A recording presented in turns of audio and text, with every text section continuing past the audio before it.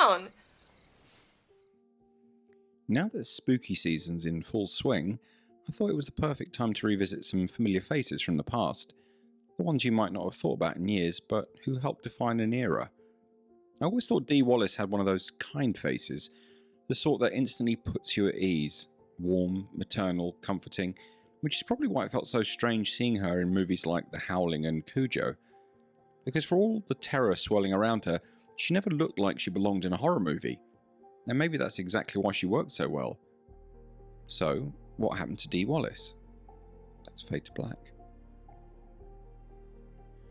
Dee Wallace was born Deanna Bowers in Kansas City, Kansas in December of 1948, and honestly, there's always been something very Midwestern about her screen presence. She just has that warmth, that natural kindness, but her childhood was marked by real pain. Her father was an alcoholic and sadly died by suicide when Dee was still in high school. Her mother, a stage actress and producer, tried to keep the family together, and it was those small-town community theatre productions that gave Dee her first sense of what performing could be. She went on to study at the University of Kansas and became a drama teacher for a while, something that actually tracks when you watch her in roles like E.T., Critters, or even Cujo. She always carried this calm, maternal authority, like someone who could calm a room down with a look. But she had bigger ambitions. After some time studying dance and ballet, she made the jump to New York and eventually to Hollywood. And like so many working actors in the 70s, she paid her dues the hard way, through steady, often thankless TV work. Her very first credited screen role was in Lucas Tanner in 1974, a short-lived NBC series starring David Hartman as a teacher trying to connect with his students. Dee played a waitress in a single episode titled Merry Gentlemen. It was blink and you'll miss it stuff, but it got her in the door. From there she became a fixture on the circuit, the streets of San Francisco, Ellery Queen, Starsky and Hutch, Chips, Policewoman, Lou Grant.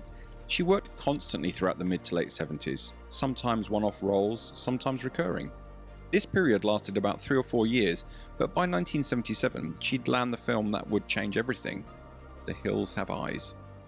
It wasn't exactly glamorous. In fact, it was dusty, hot and low budget as hell, but it put Dee Wallace on the horror map. And from that moment on, she wasn't just a working actor, she was a scream queen. In Wes Craven's The Hills Have Eyes, Dee Wallace plays Lynn Carter, a young mother thrust into a nightmare when her family breaks down in the desert. The low-budget shocker became a cult horror staple, praised for its raw tension and unrelenting grit. Critics saw it as a bold, brutal standout of 70s horror, and it marked Wallace's breakout in the genre.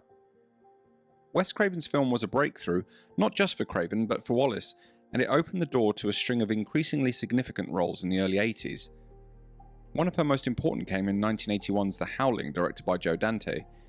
Here Wallace played Karen White, a TV news anchor who survives a traumatic encounter with a serial killer and retreats to a remote rehabilitation clinic, only to discover she's surrounded by werewolves. It was slick, stylish and shockingly violent, and Wallace was at the centre of it. The Howling wasn't just another creature feature, it was the moment critics really started to notice her. Roger Ebert praised her quiet force and audiences responded in kind. But it was what happened next that would really define her legacy. E.T. the Extra-Terrestrial came out in 1982, and suddenly, horror fans weren't the only ones who knew her face. Dee Wallace's performance as Mary, the single mother trying to keep it together while raising 3 kids, and unknowingly housing an alien in her home, was subtle, sincere, and instantly relatable. In a film filled with wonder and fantasy, she kept it really grounded without ever pulling focus. Steven Spielberg reportedly cast her after being impressed by her vulnerability in The Howling, and it was a gamble that paid off. Wallace brought authenticity to the movie, and her scenes with young Henry Thomas and Drew Barrymore remain iconic.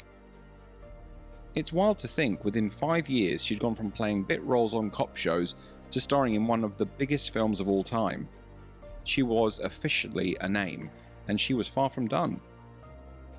There are very few films that feel like shared cultural memories. Steven Spielberg's E.T. the Extra-Terrestrial is one of them, and at the heart of that film, quietly, calmly, is Dee Wallace. She played Mary, the newly single mother trying to hold her fractured family together. No big monologues, no dramatic breakdowns, just quiet, grounded parenting seen through the eyes of her children. And maybe that's why it landed so hard, because even with aliens, flying bicycles and childhood wonder, She brought something really warm and real to the screen. I remember watching E.T. for the first time on Betamax sometime in the early 80s, and what struck me then, even as a kid, was how kind she seemed. There was a softness to her, a natural sincerity, especially in the moments around the divorce storyline. She reminded me a little of Diane Weist in that way, someone whose warmth didn't feel like acting, just a genuine presence on screen and how you'd imagine them to be in real life. It's easy to forget how huge E.T. was.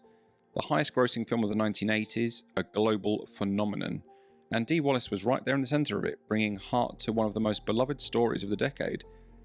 It was also a double-edged sword, because after E.T., everyone knew her face, but few people could remember her name. She became, in a way, the queen of, hey, it's that woman. A familiar presence, a trusted screen energy, but not quite a household name. And in the years that followed, she kept working relentlessly, but often in places most people weren't really watching. If you're enjoying this look back at Dee Wallace, feel free to give the video a like, it really helps the channel. And if you want to support future retrospectives like this one, you can now buy me a coffee at the link below. Every little bit goes towards helping keep the lights on. Back to the story. If E.T. showed the world Dee Wallace's warmth, Cujo showed just how far she was willing to push herself as an actor. Released just a year after E.T., Cujo was based on the Stephen King novel about a rabid St. Bernard that traps a woman and her young son inside a broken down car in the sweltering heat.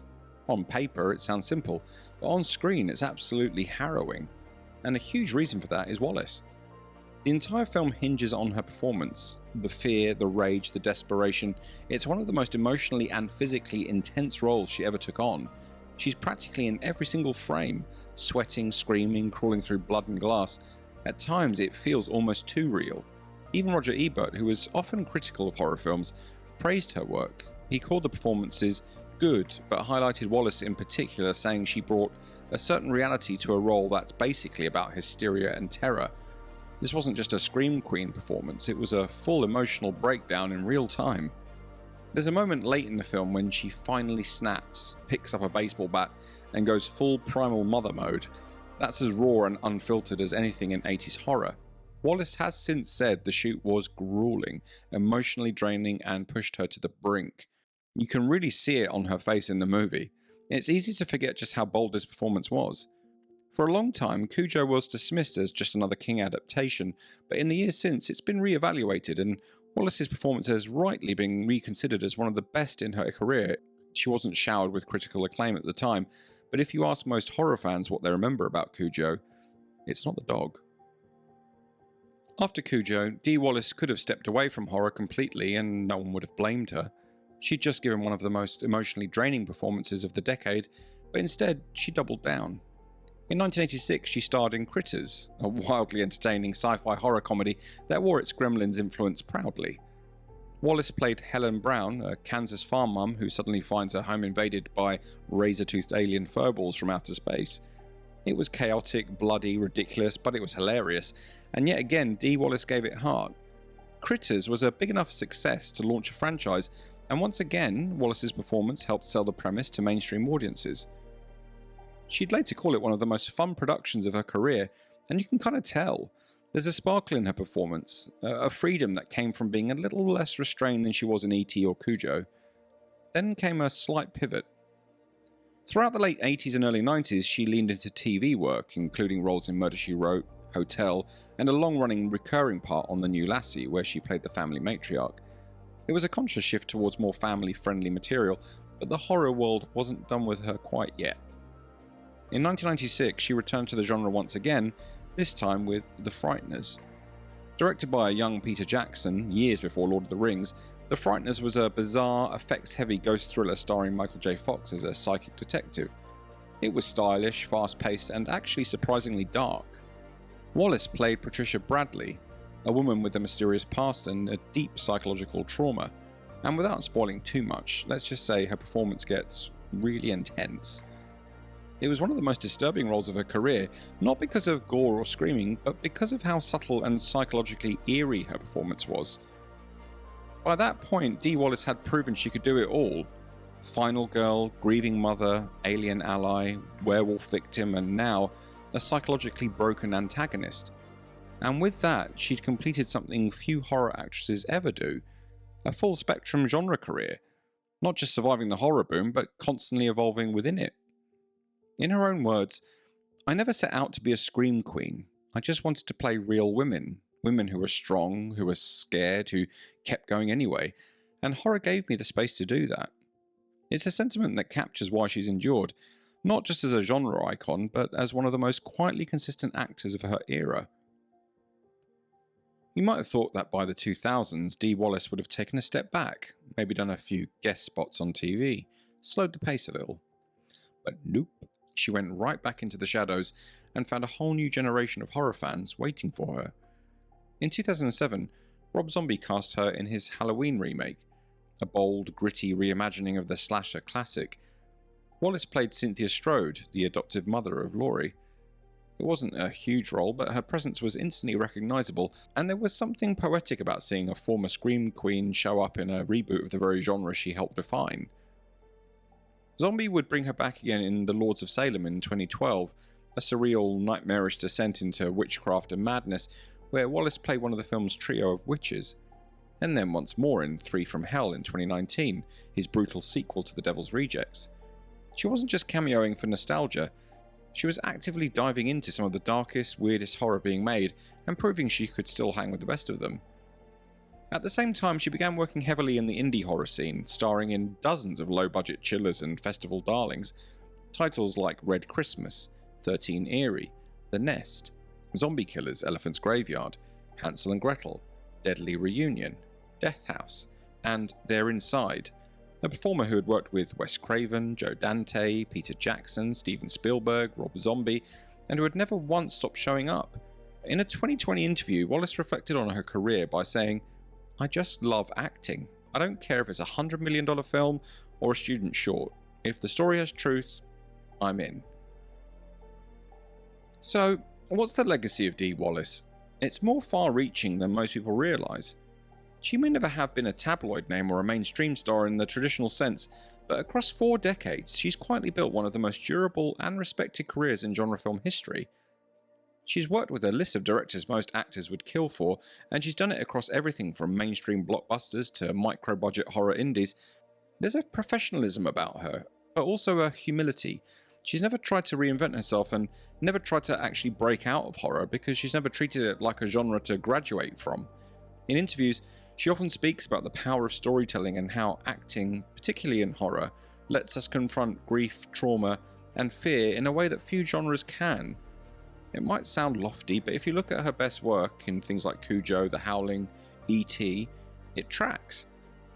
In recent years, she's also become a published author, motivational speaker, and spiritual life coach, offering guidance on healing, self-love, and emotional growth. A long way from mutant cannibals and killer dogs, but somehow very on brand. As for her personal life, Dee was married to actor Christopher Stone, her co-star in The Howling and Cujo, until his death in 1995.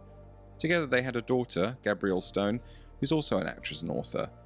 These days, Dee Wallace still lives in California. She's in her mid-70s, still acting, still attending conventions, and still deeply loved by fans. If you're someone who grew up in the 80s and 90s, you probably didn't just watch Dee Wallace, you trusted her. She was the one comforting face in a movie full of monsters. The mother you wanted, the neighbour you believed, the actress who never felt like she was acting. And if that's not a legacy, I don't know what the hell is. Thanks so much for watching this episode of What the Hell Happened To. If you grew up watching Dee Wallace like I did, I hope this brings back some memories. And drop a comment if there's another actor or actress you'd like to see featured.